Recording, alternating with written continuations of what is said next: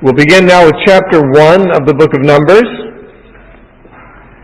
And we have before us in the first 4 chapters especially, but even some of the later chapters, a lot of, we might say, tedious detail. And some of it is very repetitious, certainly very symmetrical. In a lot of cases we're going to deal with each of the 12 tribes of Israel separately and give almost identical information about them so that you come to the same kind of phrases and the same statements like 12 times in a row. That's what makes it seem tedious at times. So I will tell you in advance there will be points at which I feel it most judicious to summarize rather than to read every word. Because some of these chapters are also very long. They're made long by having that much repetition. And so we won't necessarily burden ourselves with every word in those, especially those repetitious sections. At the beginning of Numbers it says, "Now the Lord spake to Moses in the wilderness of Sinai, in the tabernacle of meeting, on the first day of the second month, in the second year after they had come out of the land of Egypt, saying, Take a census of all the congregation of the children of Israel by their families, by their fathers' houses, according to the number of names, every male individually from 20 years old and above, all who are able to go to war in Israel. You and Aaron shall number them by their armies. And with you there shall be a man from every tribe, each one the head of his father's house." Now, it says that these instructions for the census were given on the first day of the second month of their second year out of Egypt. So they've celebrated their first year gone from Egypt. They haven't really celebrated it. They're going to do that later on when they celebrate the Passover. I mean, we're going to read about it later on. They actually celebrated the Passover before verse 1, but it's not recorded until you get to chapter 7. Not chapter 7, excuse me, chapter 9. They actually keep their first memorial Passover after the first Passover. And that, as we see in chapter 9, verse 1, is the first month of the second year. Of course, because the Passover is kept on the 14th day of the first month. So chapter 9 actually occurs, the story recorded in chapter 9 actually occurs before verse 1 of chapter 1 does. So we're not going to be entirely in chronological order here. We're going to focus first on the census. And it says, all the men who are 20 years old and over who are able to go to war. This is a decision or a tally being made of what size of an army Israel can field in a battle. And of course, when they come up with their number, it's a very large army.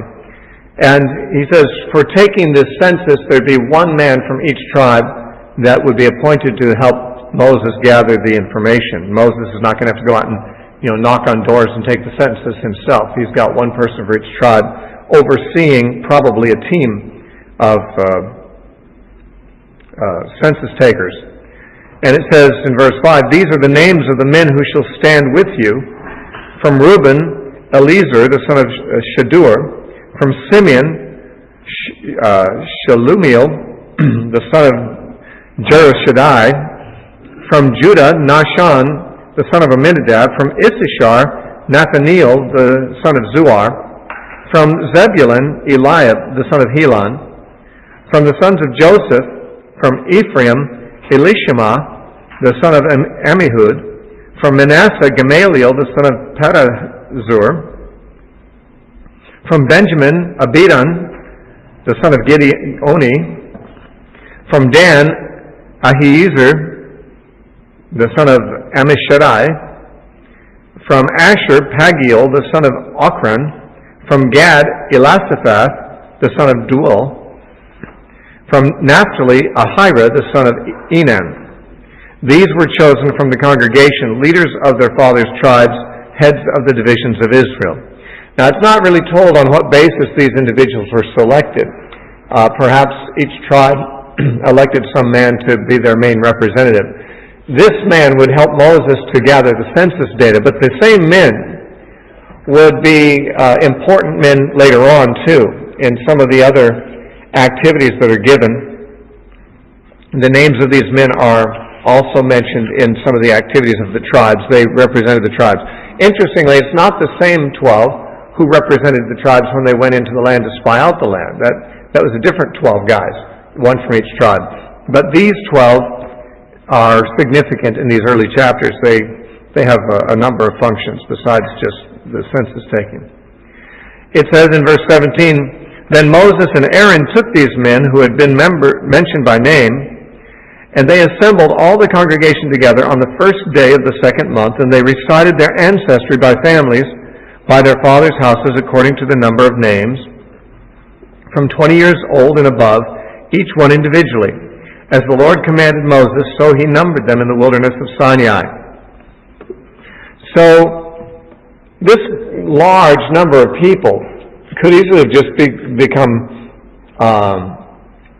an amorphous mob who would soon lose track of their ancestry and things like that, just because they're a bunch of slaves that have escaped, and yet God shows an interest in them finding out and declaring who their fathers are and their ancestry, so that they can actually keep a tally of how many are in each tribe, because the tribes are actually going to be kept separate in many ways.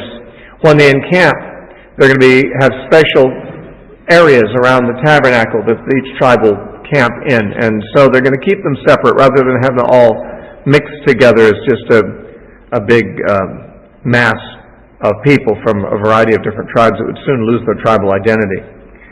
They keep very close track of their tribal identity here, as we see. Verse 20 says, "Now the children of Reuben, Israel's oldest son, their genealogies by their families, by their father's house, according to the number of names, every male individually from 20 years old and above, all who were able to go to war. Those who were numbered of the tribe of Reuben were 46,500. Then it goes through each of the tribes and uses similar language. From the children of Simeon, their genealogies by their families, by their father's house, of those who were numbered according to the number of names, every male individually from 20 years old and above, all who were able to go to war. Those who were numbered of the tribe of Simeon were 59,300. And we have the same information, the same kind of information about the tribe of Gad in verses 24 and 25. Their number was 45,650. Then in verses 26 and 27 we have the same information about Judah, but their number was 74,600, which proved to be the largest of the tribes, much larger than the next largest tribe, and actually more than twice as large as the smaller tribes. So Judah, for some reason, had multiplied a lot more than the other tribes, but it was 74,600 of the tribe of Judah. Verses 28 and 29 then give the tally for the tribe of Issachar. Their number is 54,400. Verses 30 and 31, the tribe of Zebulun is numbered, and their number is 57,400. Then the sons of Joseph, it says, they're of course treated as two separate tribes. And so Ephraim and Manasseh were the two sons of Joseph, and they make up two tribes in Israel now, so their numbers are given separately. In verses 32 and 33, we have of Ephraim, there's 40,500. And verses 34 and 35 talk about Manasseh. There were 32,200 of the tribe of Manasseh. In verses 36 and 37, then we have the tribe of Benjamin. There were 35,400 of the tribe of Benjamin. Again, the tribe of Manasseh and Benjamin were the small tribes, and they were less than half the size of Judah. And then 38 and 39, the tribe of Dan, 62,700. That'd be the second largest of the tribes after Judah. Verses 40 and 41 gives the same information about the tribe of Asher. The number was 41,500. And then chapter 42 and 43 The tribe of Naphtali, that always seems to come in last in all the considerations, is 53,400. And it says in verse 44, "These are the ones who were numbered, whom Moses and Aaron numbered with the leaders of Israel, 12 men, each one representing his father's house. So all who were numbered of the children of Israel by their father's houses from 20 years old and above, all who were able to go to war in Israel, all who were numbered were 603,550. So that's the total number of men 20 years old and above, over 500,000. But significantly, verse 47 says, the Levites were not numbered among them by their father's tribe. For the Lord had spoken to Moses, saying, only the tribe of Levi you shall not number, nor take a census of them among the children of Israel.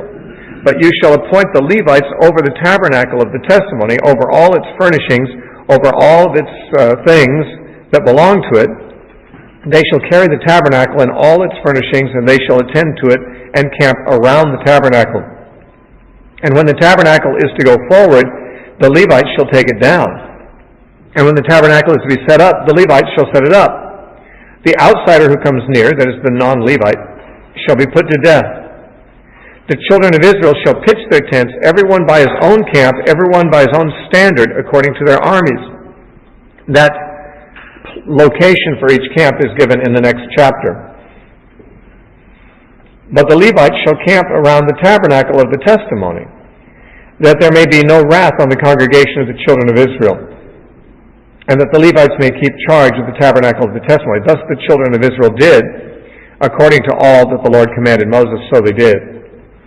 Now, the Levites were going to camp around the tabernacle immediately next to it, and the other tribes would be further out, surrounding the Levitical encampments in an arrangement that is given in the next chapter. Chapter 2 tells exactly where each tribe is going to camp and in what order they're going to proceed when they break camp to move forward in the wanderings. But before we get to that, I'd just like to point out in verse 47 that the Levites were not numbered with the men of war. The Levites were given a separate census, of course, and there is the census of the Levites given in chapter 3, and where they camp and all that is going to be discussed as well. But the children of Israel as a whole are treated first without considering the Levites, and then separately the Levites get the same kind of consideration. But the Levites are treated as different than the others in this respect. They don't go to war. And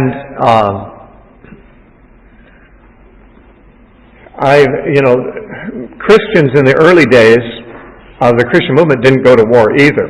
The early Christian fathers felt that that was not the vocation of the Christian. And I believe it was Justin Martyr, for example, among others, defended this practice against critics. And one of the criticisms that was raised against the Christians was that they received the benefits that were won by the armies of Rome, for example, in those days. They had the freedoms and they had the luxuries and they had the standard of living and the infrastructure and all of that was provided and protected for by the military service of the armies. And yet, although the Christians were benefiting from all the benefits, they were not contributing by their serving in the military. The early Christians would not serve in the military. And actually the same criticism is made today of Anabaptists like Mennonites and so forth and Quakers who won't fight in the military. Jehovah's Witnesses won't either. And there are many Christians who feel that fighting in the military is not the calling of a Christian, just like there were in the early days of the church for the first 3 centuries. But the criticism was answered actually by the early church by saying, well, the church actually provides a greater service to the nation than the armies do. The church actually contributes to the righteousness of a nation. And it's the righteousness of the nation that will preserve it against God's wrath. If a nation is judged by God, no amount of armies can stop the invasion. God can certainly God can conquer a nation with a smaller nation. I mean, Gideon had 300 men and he conquered the Midianites who had 30,000. If God is on your side, you win. If God's not on your side, you lose. The Israelites took a force against Ai, which was a little city, and they took what they considered to be more than enough troops to defeat them, because Ai was very small, and yet Ai beat them, because God was angry at Israel for the breach of Achan, where he'd stolen the golden wedge and the Babylonian garment from Jericho's ruins. And because God was judging Israel, they fell to an inferior fighting force. But later, when God was on their side in the time of Gideon, they won against a much superior fighting force. The Bible makes it very clear that the security of a nation is not based on the size of its fighting force, but on whether God chooses to judge them at the hands of an invading army, or chooses to judge the other army at their hands. That means a nation's security is based upon the righteousness of the nation and God's being on their side and wanting to preserve them or not.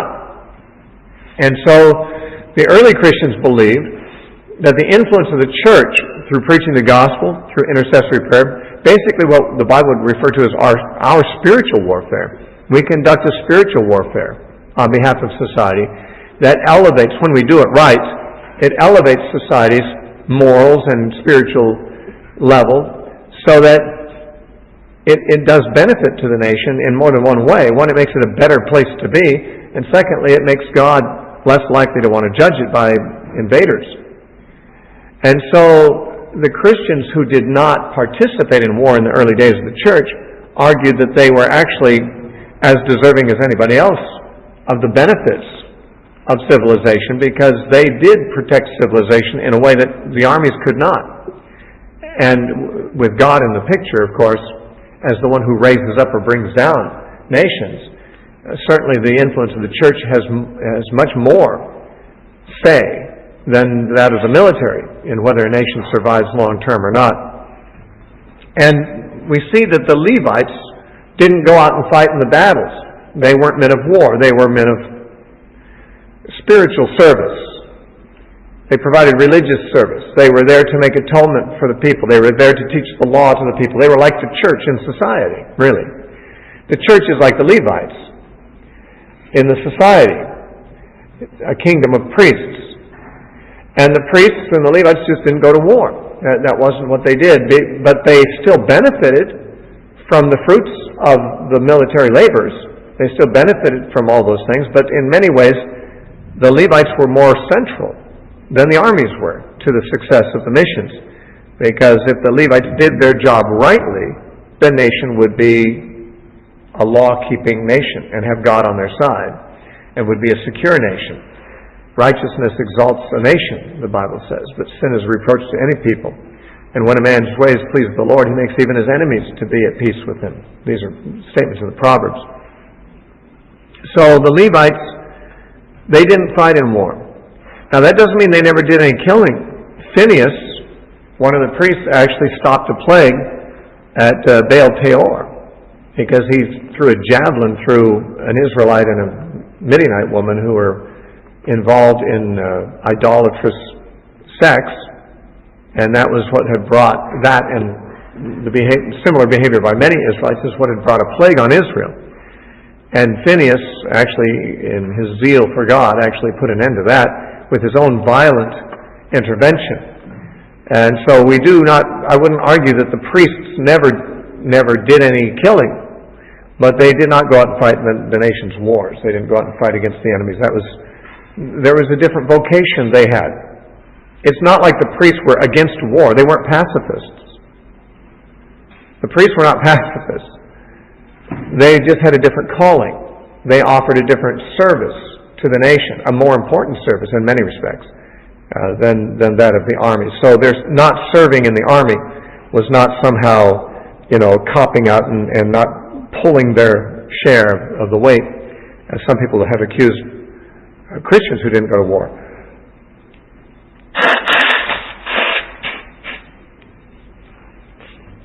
Excuse me.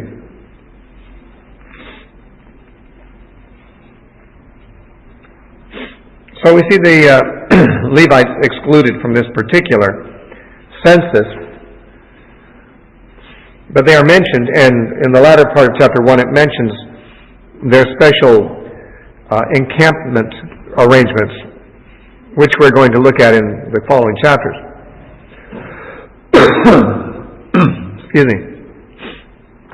In chapter 2, we have concentration of focus on this very thing, where the other tribes will camp.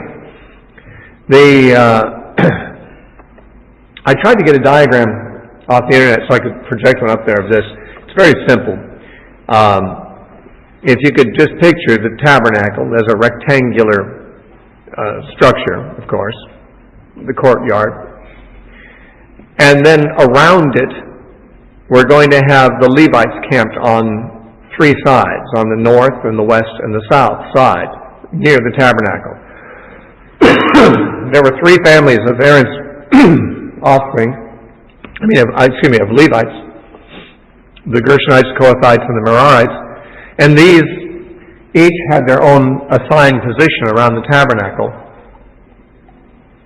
We don't get to that in chapter 2, but that's something to consider when we're trying to picture the arrangement. The 3 branches of the Levitical family would be on the southwest and north sides of the tabernacle near it. And Moses and Aaron and the priests would camp on the east side by the door of the tabernacle. So the tabernacle is surrounded by Levites and by the priests on the eastern side, which was the opening, the door. Now, further out, there's a larger square, and that has 3 tribes on each side. We've got 3 tribes to the east, 3 tribes to the south, 3 tribes to the west, and 3 tribes to the north. And these are assigned specific locations. Each of these encampments have one banner. There's the banner of the tribe of Judah, for example, on the east, although there's 2 other tribes associated there on the east with Judah. There's a major tribe on each side of the tabernacle, and one banner. So there's a banner of the tribes of the east, a banner of the tribes of the south, and so forth. And what this gives us is it works around the square. It starts by talking about the east, then goes to the south and the west and north, and names the main tribe that would be sort of giving identity to that cluster of tribes on that side of the tabernacle, and would have its standard, or its banners. And then it talks about the tribes that were with it. It gives the name of the leader of that tribe in each case, and it also talks about how they will break camp and how they will march forward in what order. They actually will break camp and march forward in the order that they're given. Excuse me. The tribes to the east will go first, the tribes to the south next, the tribes to the west, and then the tribes of the north following. And so that's how it is.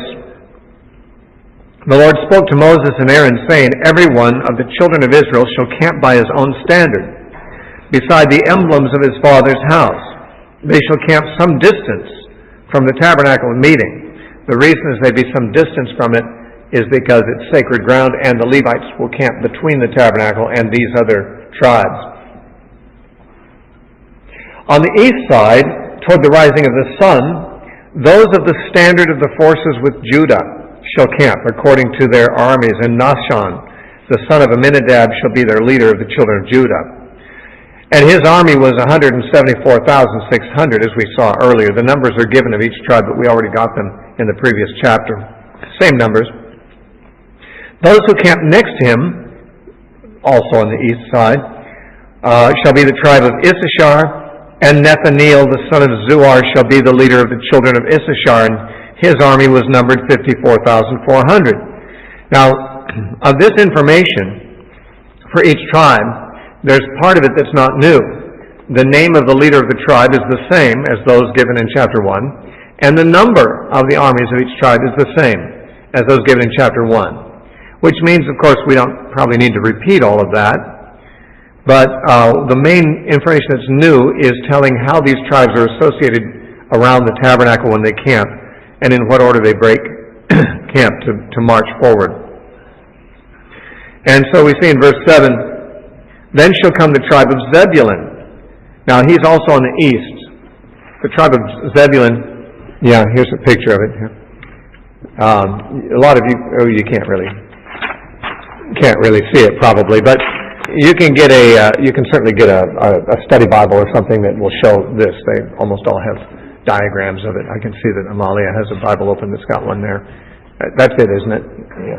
Yeah, and it's not uncommon to find them in study Bibles. It's a pretty easy diagram. You just have to you can almost picture it without the diagram. So on the east side, you've got these three tribes. You've got Judah as the main tribe, and Issachar and Zebulun are with them as lesser tribes associated with it. These would all be under the banner of the tribe of Judah. Traditionally, this banner had a lion on it, but it doesn't say so in the Bible.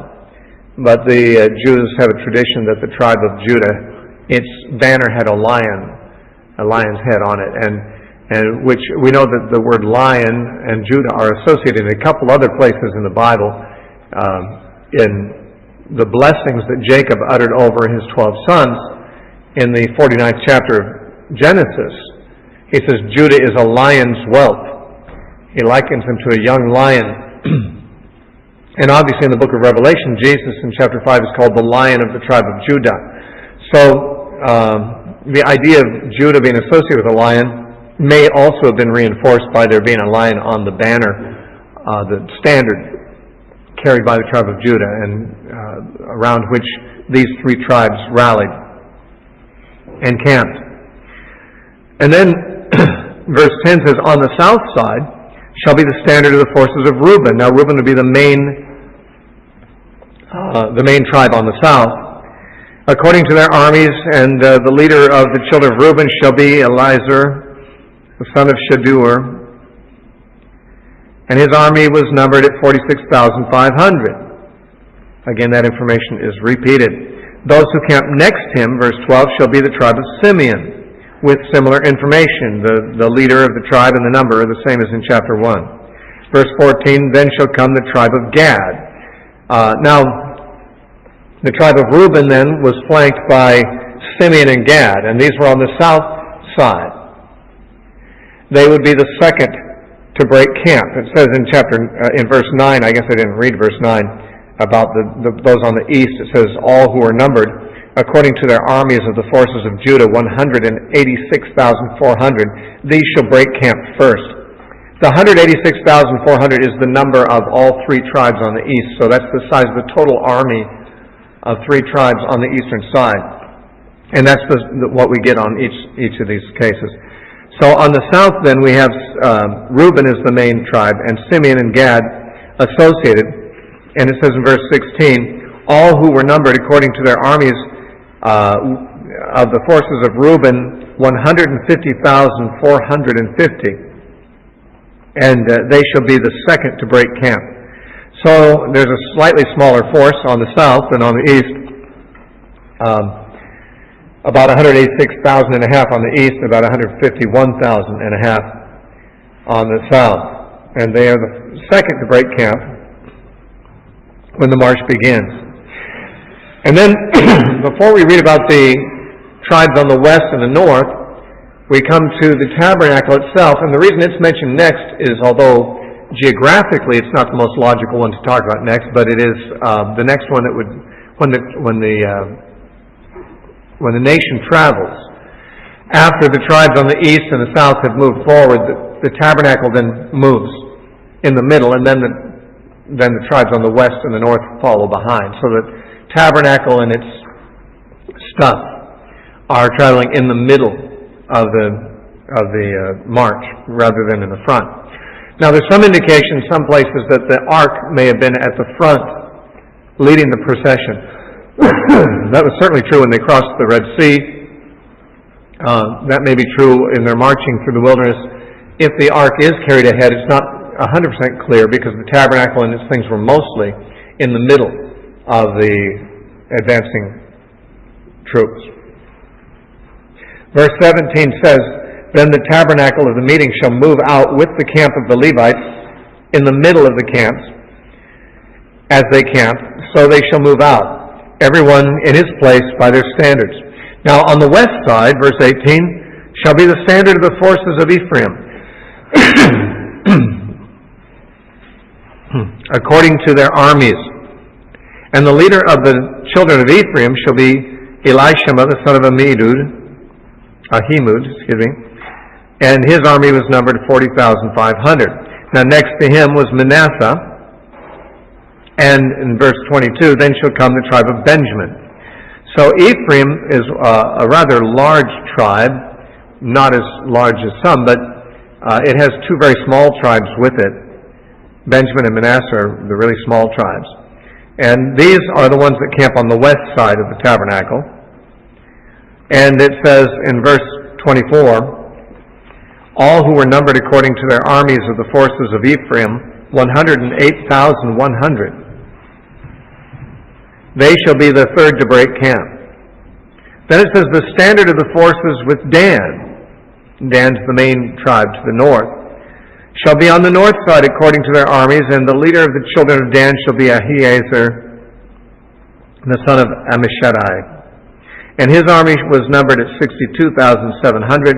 Next to him was the tribe of Asher, and then in verse 29, then shall come the tribe of Naphtali. So Dan has the tribes of Asher and Naphtali associated with him on the north, and his army was numbered at 53,400. That was Naphtali's. And verse 31 says, all who were numbered of the forces with Dan, 157,600, they shall break camp last with their standards. So the largest camp, the largest group of soldiers is that on the east, and they go first. They go ahead. The group on the north is the next largest, and they go at the tail. So the largest armies are in the front and in the back, and the smaller groups are between them.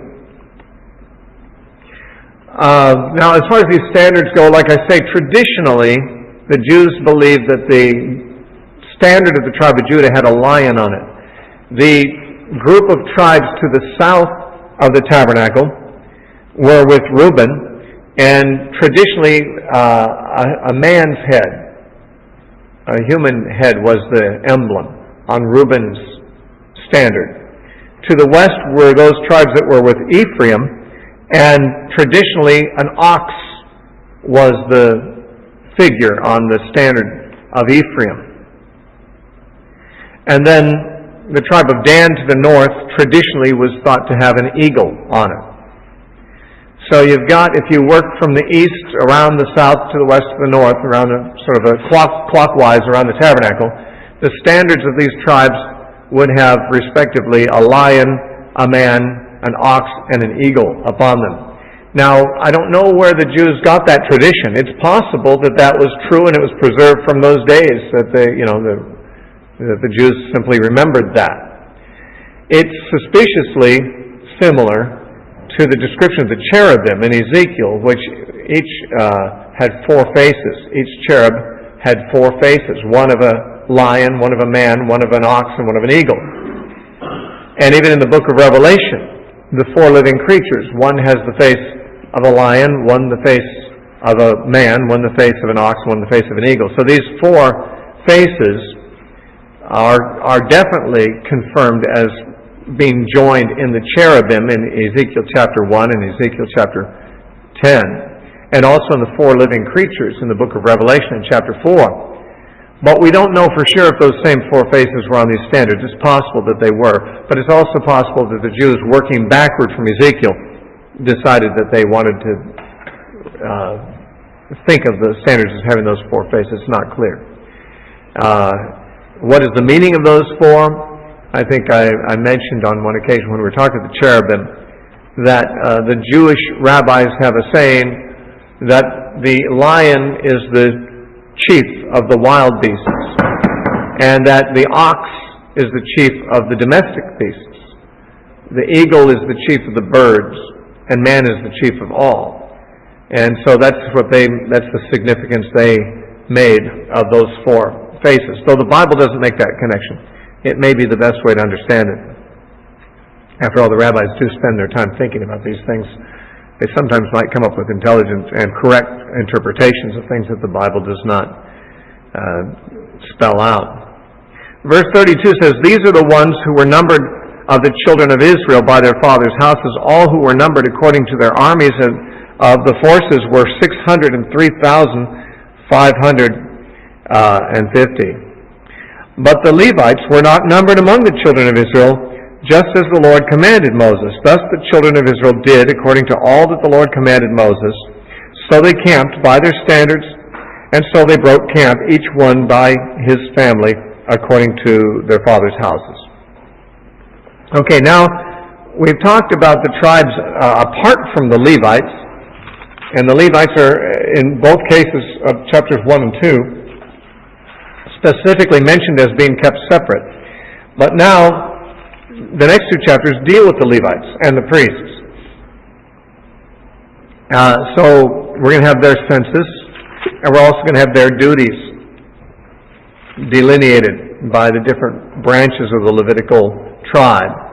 In chapter 3, "Now these are the records of Aaron and Moses when the Lord spoke with Moses on Mount Sinai.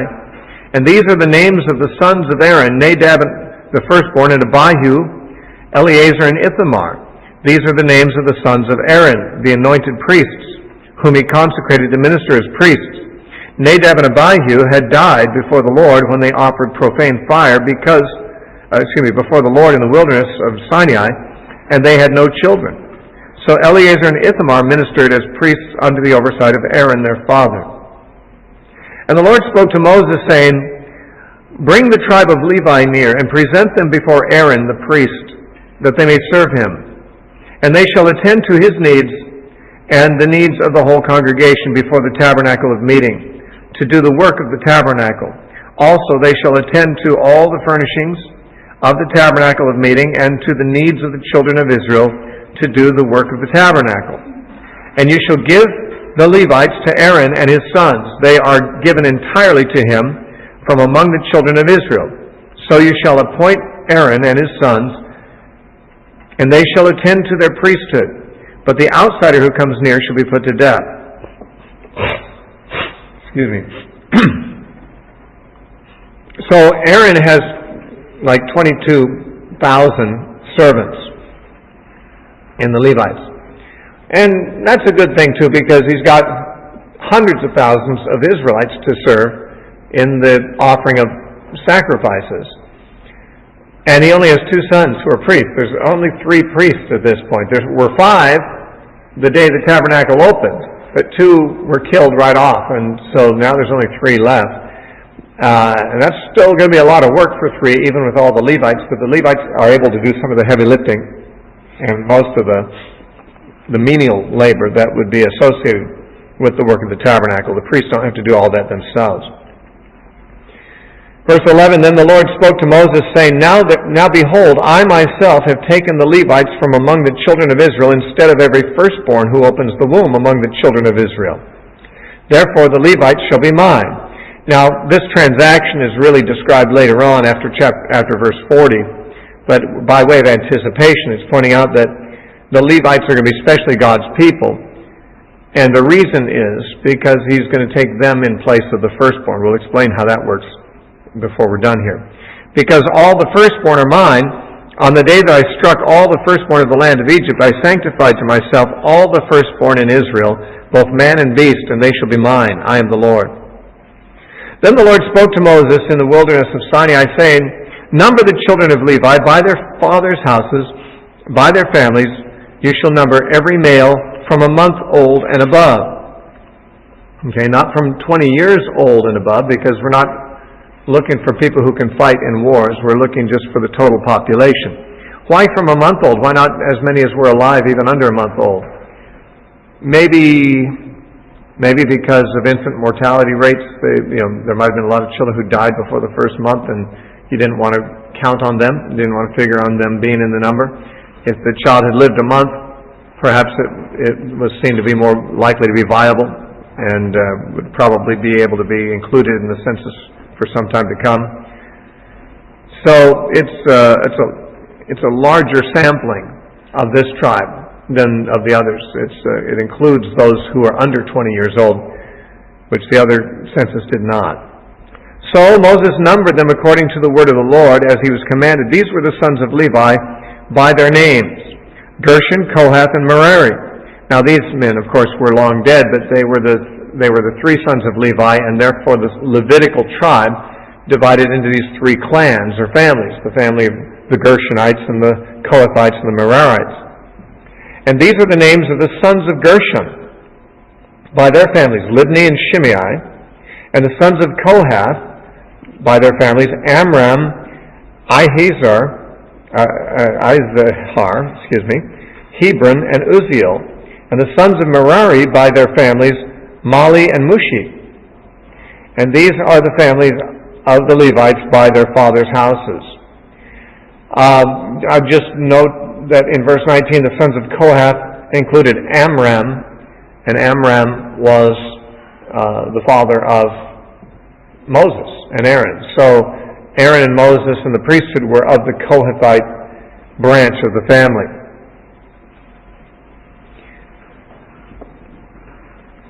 Okay, now from verse 21 through verse 26, we have detail about the number and the location of the encampment of the Gershonites and what particular duties they would have associated with the tabernacle. That's the Gershonites in verses 21 through 26. We'll read that, but I just want to point out that in verses 27 through 32, we have the same information about the Kohathites, that is, their number, where they would encamp around the tabernacle, and what their duties were specifically. And then in verses 33 through 37, we have the same kind of information about the Merarites. So we've got the Gershonites, the Kohathites, and the Merarites. We've got their census numbers. We've got their location of encampment, and we've got pretty much what their range of duties were going to be. After that, in verses 38 and following, but just for 38 in particular, we have Moses, Aaron, and his sons mentioned as having a separate place of encampment on the east side of the tabernacle, by the door, by the opening of the tabernacle.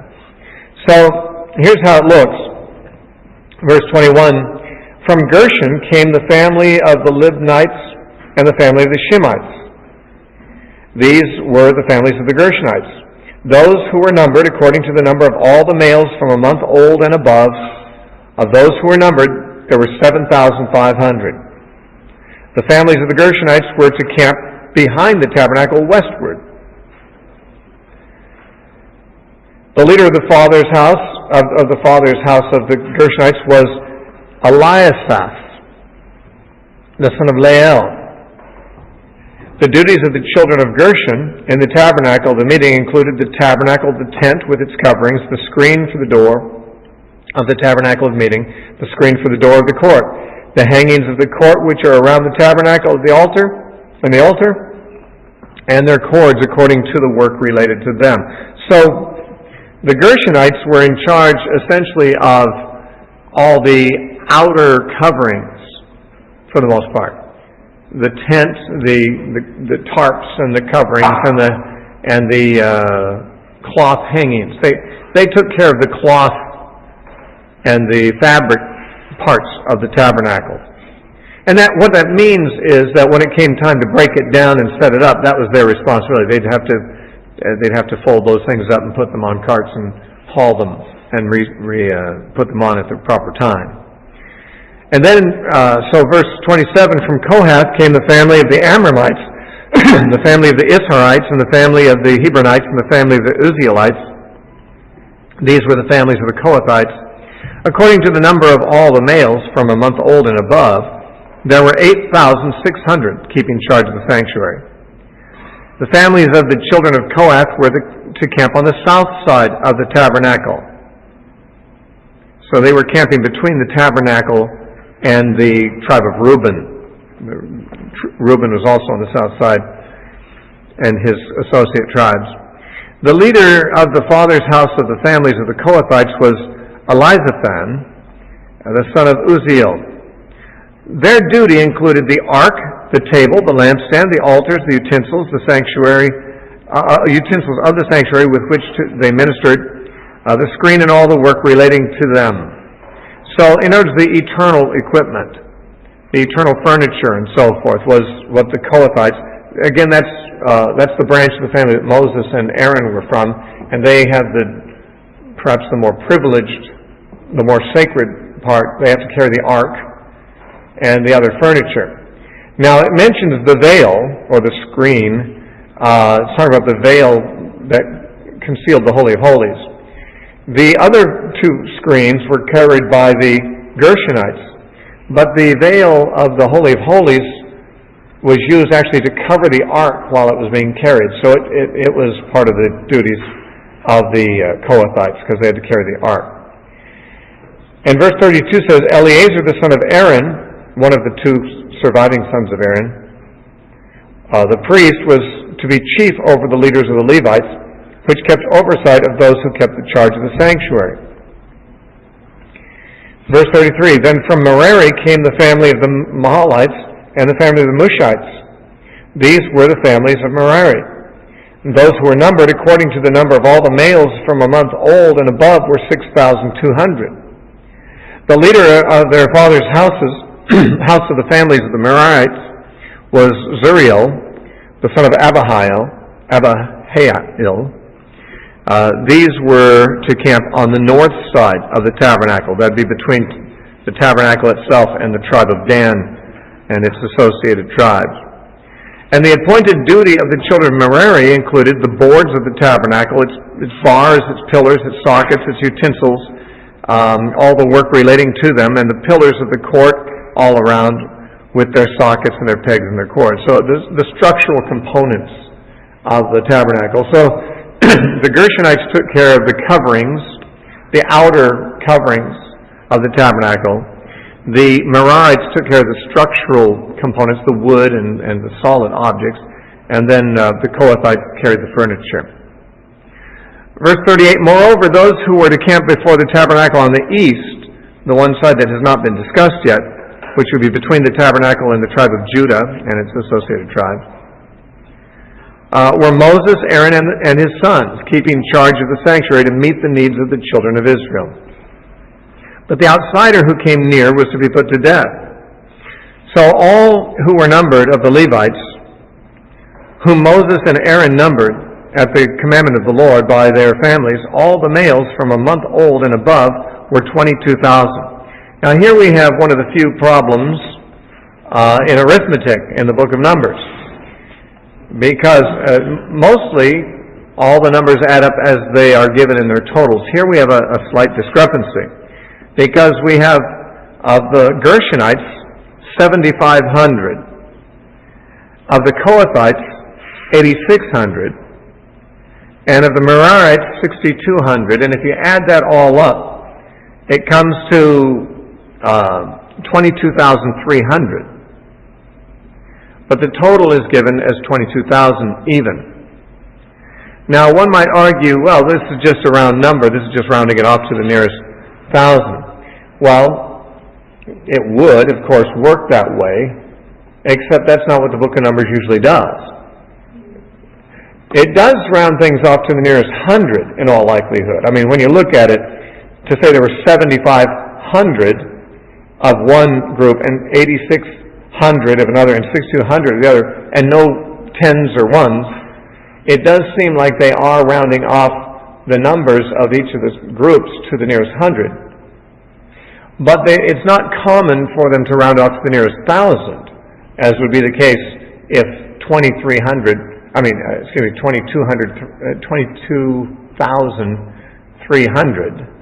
was rounded off to simply 22,000 and omitting the 300. It could be done, and I say, as we see, there is other rounding off of these numbers to the nearest 100, but there's a problem here, because as we shall find in the remainder of this chapter, the firstborn are also numbered, and they number 22,273.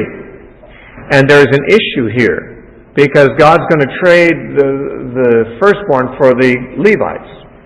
But there's too many firstborn, not enough Levites.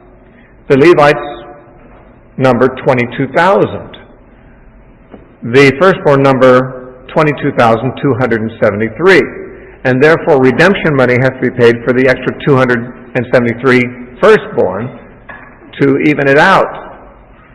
But that wouldn't be necessary if there were 22,300 Levites, as the totals would suggest. So here's where we have a problem. If 22,000 Levites is just really rounding it off, and there were really 22,300, as the totals of the three figures would suggest, then 22,300 would be more than enough to trade for the 22,273 firstborn. And there wouldn't need to be any redemption. So the number 22,000 is treated as if it's the right number, almost to the digit. Not even to the nearest hundred, but to the digit, because they redeemed 273 individuals, which is said to be the discrepancy. So, what do we do with that? Well, it's not really extremely easy to know.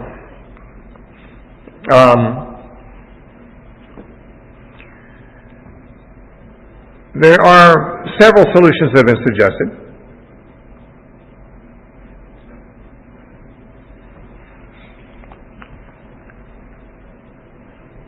Let me see here.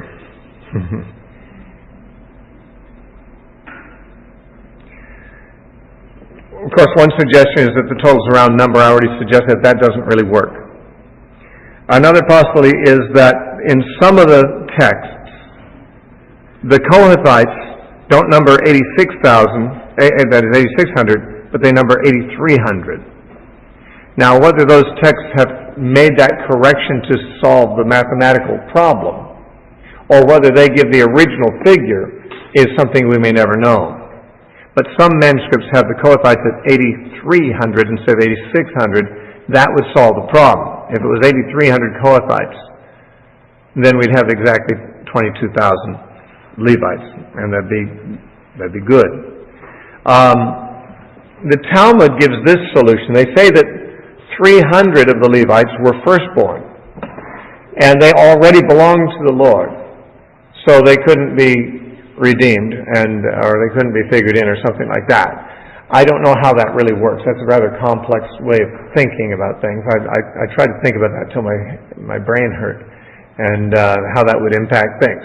But obviously, the Jews understood there's a problem with the text as it stands. My own thought would be it's probably a textual corruption, especially in view of the fact that there are some texts that give a number that would solve it.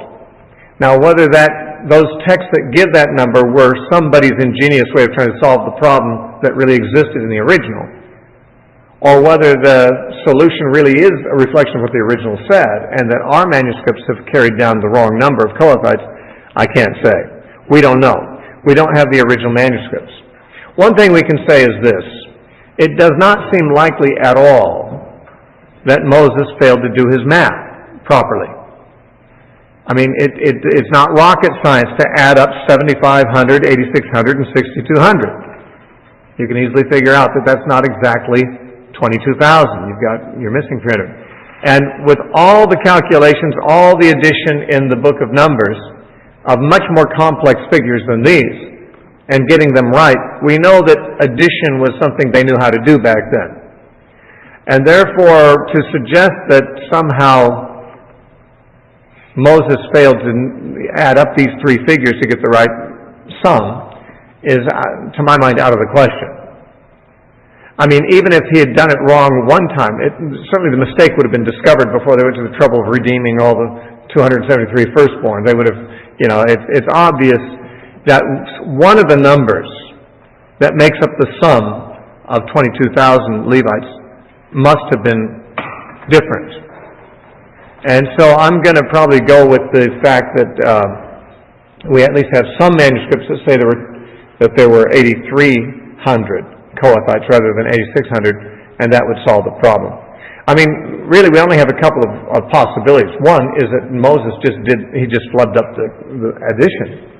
But that's not really enough, because he didn't just come up with a sum. They also had to balance the books. against the number of firstborn. And, certainly someone would have noticed, oh, Moses, here's the problem.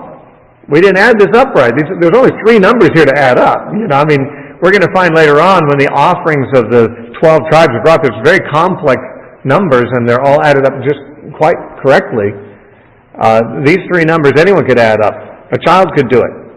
And so, obviously, getting the wrong sum, and yet the fact that 22,000 is the right sum, because it has to be balanced against the 22,273 firstborn. Okay, we have to live with 22,000 as the total number of Levites. And therefore, one of the 3 figures that's added up must have come down to us wrong in the manuscripts. And that would explain it. And I think that's probably the best solution. Now, verse 40. The Lord said to Moses, number all the firstborn males of the children of Israel from a month old and above, and take the number of their names, and you shall take the Levites for me. I am Yahweh. Instead of all the firstborn among the children of Israel, and the livestock of the Levites, instead of all the firstborn among the Levites, the livestock of the children of Israel. That is to say, there's a certain number of firstborn in the whole country, firstborn sons.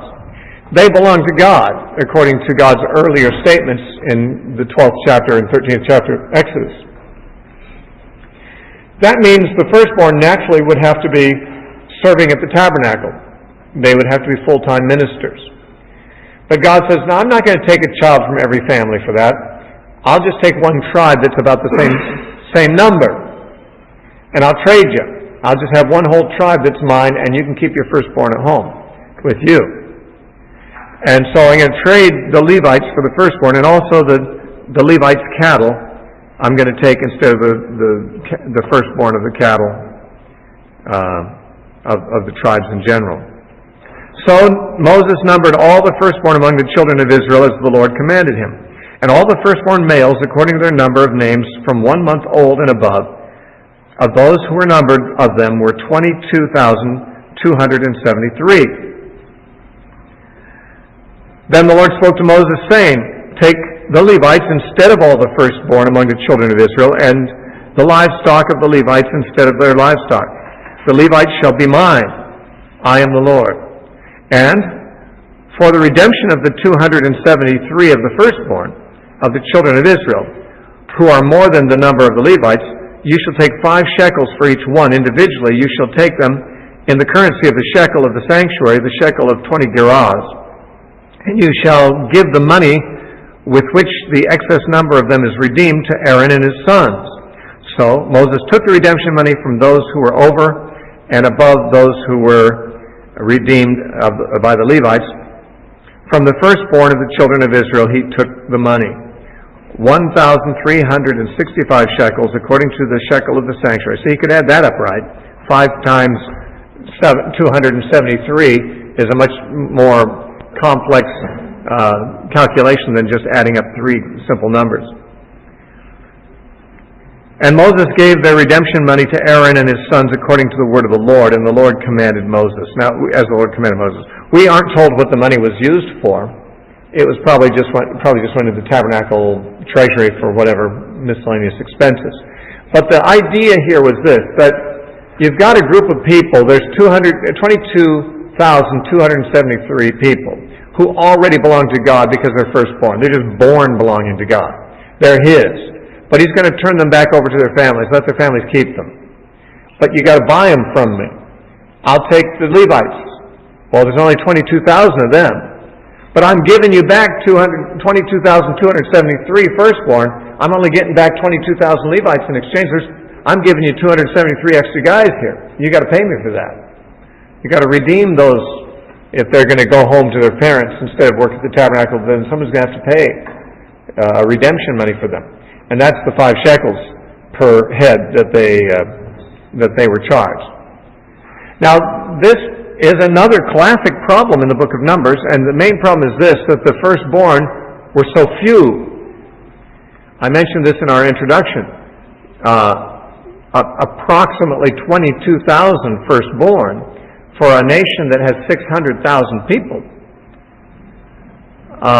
600,000 males, means that there's only one firstborn child per 27 people, which means that 26 out of 27 people were not the firstborn of their family, and that means that a family size average must have been about 26 children. Now, it's not impossible for a family to have 26 children, and there have been families with larger numbers than that, but for that to be the average would mean there'd have to be, it's just too high. It just seems too high. Now, solutions to this problem have been suggested, multiple possible solutions. One of them, it doesn't really solve the problem completely, but one of them is that the firstborn might have included, it's only talking about the male firstborn. And of course there were female firstborn too. Families sometimes had a girl before a boy, and therefore there would be twice as many, probably, firstborn. There'd be more like 45,000 firstborn. But that only brings down the ratio 13 to 1. 13 Israelites per one firstborn, male or female. And that still makes the average family size have to be about 13 kids, which is pretty big for an average. Some think that the count should be restricted to, and there's other solutions. This is one that seems to make some sense. Could be restricted to the firstborn who were born after the Exodus. That just since the Exodus, since they were a free people, that the firstborn of that group are the only ones numbered. Now, why that would be the only group of firstborn numbered in this particular instance, I don't know. But perhaps because God is only redeeming the firstborn to himself since he killed the firstborn of Egypt. That the firstborn that were firstborn before that kind of get a pass. But from that point on, from the day that God killed the firstborn of Egypt, from then on, he's claiming all the firstborn of Israel for himself. It doesn't necessarily seem likely, but it is possible. It would make the number more reasonable. We don't really know what the problem is, or how the solution is, but we do know this, that we aren't the first generation to recognize that's a pretty small ratio. The Jews of every age would have recognized that's a pretty small ratio of firstborn. And including Moses, who wrote it, he would have known. So he knew what the solution was. He assumed his readers knew, I guess, but it's not clear to us. Was he numbering only the firstborn who had been born after the Exodus? That's what some people think, and that would solve the problem. If we include the female firstborn as not being in the number, then there'd be twice as many firstborn as given, but still a pretty small number. Some people think it's only the firstborn of a clan, like the grandfather of a clan of people, and his firstborn son and grandson would not be counted. He's just the firstborn of a clan, a larger clan, not just a single couple. But I'm not sure why that would be the case. It's just a suggestion people make to try to figure out why the number is so small. We don't know. But again, Moses knew, and that's about all that we need to know. Somehow they were numbered in such a way that they were only that many, and it was just about the same number as the Levites, so there was an exchange made with the redemption of the surplus. Now, chapter 4 says, Then the Lord spoke to Moses and Aaron, saying, Take a census of the sons of Kohath from among the children of Levi, by their families, by their father's house, from 30 years old and above, even to 50 years old, all who enter the service to do the work of the tabernacle of meeting. Now, we already had a census of these people from 1 month old and up. That is the total population of the Kohathites and the Merarites and the Gershonites have been given. But now he wants another census of their numbers from age 30 to age 50, because those are the years of service for them. And he wanted to know what size of serving force was available to them. And so this is going to be another census from the same tribes and the same clans, but a different sampling, a different segment of their number. This is the service of the sons of Kohath in the tabernacle of meeting relating to the most holy things. Now this was the branch of the Levites that Moses and Aaron belonged to, and they were the ones who were taking care of the furniture of the tabernacle. When the camp prepares to journey, Aaron and his sons shall come, and they shall take down the covering veil, that's the veil to the Holy of Holies, and cover the ark of the testimony with it. Then they shall put on it a covering of badger skins, and spread over that a cloth entirely of blue, that they may insert its poles, and they shall insert its poles to carry it. Now, the badger skin is obviously to protect it against the weather. There's three coverings on the ark when it's traveling. The veil, the badger skin, which is like a tough weather cover, but then also a blue cloth, so that from the outside one sees it as if it's just covered with a blue cloth. Now the other furniture is carried with a badger skin on the outside against the weather. So when they're carrying all the furniture, most of it looks like it's just covered with leather, badger skin. It says badger skin, but I told you before, this is not really badgers we're talking about. That's a bad translation. The New King James is just following what the King James said. Almost all scholars believe this is some kind of a sea cow or dugong, a seal, or some kind of aquatic mammal, a dolphin. They're not sure. But a badger is not really the right animal for this. When the King James was translated, the translators didn't know what the Hebrew word meant. They thought it meant a badger. Now they know it. It refers to some kind of a mammal, like a seal or a dolphin or a dugong, a sea cow, in the Red Sea that they had skins for. And it was a waterproof kind of leather. So the ark was covered with these three coverings: the veil, let's say dugong skin or seal skin, and then a blue cloth, and then the poles were put in so it's ready to move. Verse 7, on the table of showbread they shall spread blue cloth, and put on it the dishes, the pans, the bowls, the pitchers for pouring, and the showbread shall be on it. They shall spread over them a scarlet cloth, and cover the same with a covering of badger skins, and they shall insert its poles. So they've got the blue cloth under the stuff on the table, a red cloth over the stuff on the table, and then there's the leather covering. And then they shall insert its poles. And the lampstand, likewise, they shall take a blue cloth and cover the lampstand of the light with its lamps, its wick trimmers, its trays, all its oil vessels with which they service it. Then they shall put it with all the utensils in a covering of badger skins and put it on a carrying beam. Over the golden altar, they shall spread a blue cloth and cover it with a covering of badger skins, and they shall insert its poles. Then they shall take all the utensils of service with which they minister in the sanctuary and put them in a blue cloth, cover them with the covering of badger skins, and put them on a carrying beam.